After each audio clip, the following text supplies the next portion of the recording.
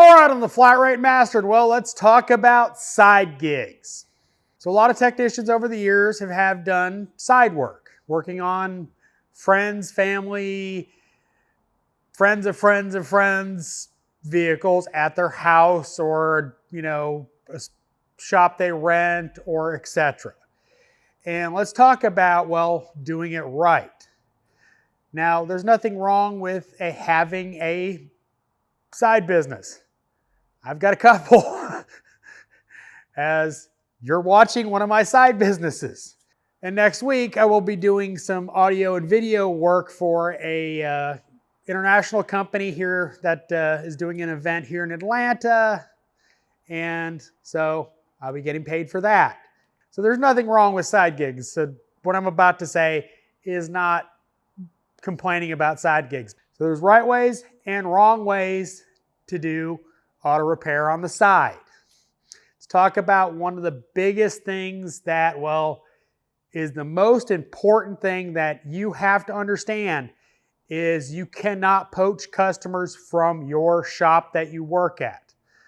Now, obviously, if you work fleet or something else, you don't have retail customers, so it's not an issue. If you work retail, you cannot go out, find the customer that, they decline the work on this car because you can do it cheaper at your house, or you can, contact customers. That is absolutely the wrong way. If your boss finds out, you will get fired. Rightly so. If you want to do side work, you need to do it, well, on the side with people you know. And as you grow your business, which is what it is, the word will spread and that kind of stuff will come in. But you can't poach from the shop you work at. The old defecating where you eat, thing, that's exactly what that is. You can't steal from the business you're working at for your home business. 2, let's talk about some of the things you need to do as a home business. You need to have a business license, pay taxes, have all the insurances and etc. that comes along with running a business. Doing the once in a great while favor for a friend and fixing their, car one-off is not a business. That's just, not something you need to worry about. But if you're doing it as a constant business, you need to be a business. You need to have all the licensing and insurance. The insurance is really important because if you own your house and something happens with the work you did at that house, you could lose your house and everything you own because lawyers.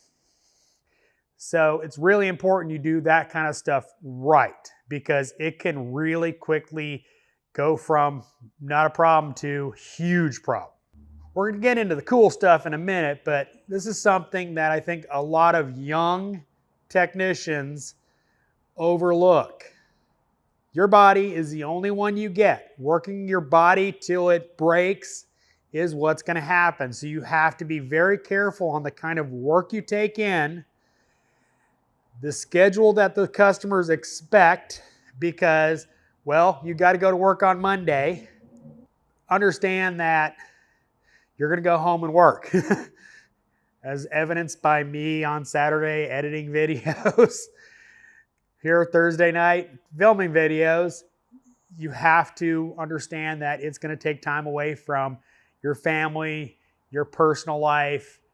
So understand that is a part of it. You need to account for that because it can be a huge, the money's great, but your wife divorces you because you're working all the time because you don't spend any time with her.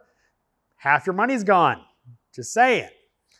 There's added costs, bringing home tools works for a little while, but as you do more of it, you're going to wind up investing in a second set of tools for the house or the shop or whatever. It's gonna, well, as long as you're making money, it's an investment. It is.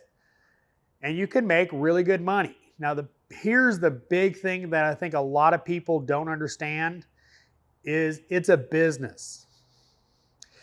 Yeah, you can charge a lot less than a shop because of your overhead, but you still need to make enough money to make it worthwhile.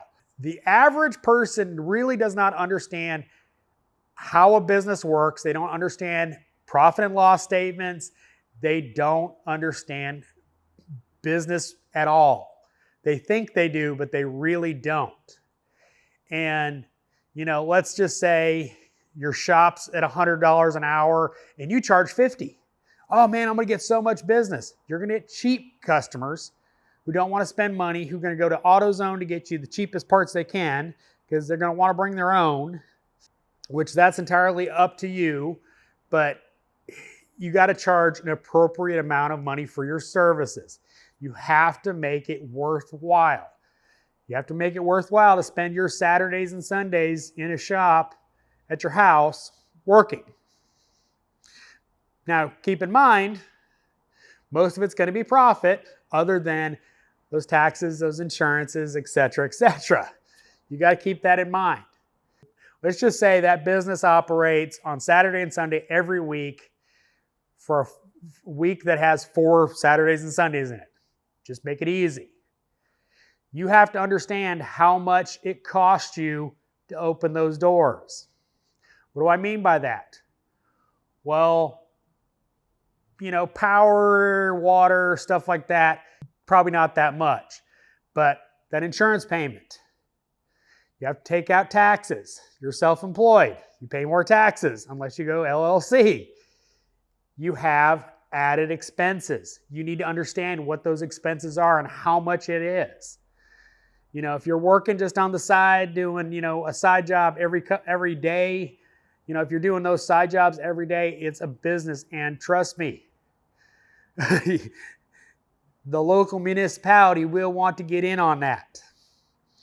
As I got years ago, I don't know if I've ever told this story on this channel, years ago, I was living the David Freiberger life. So I owned at one point, I think 21 cars and parked them at my house.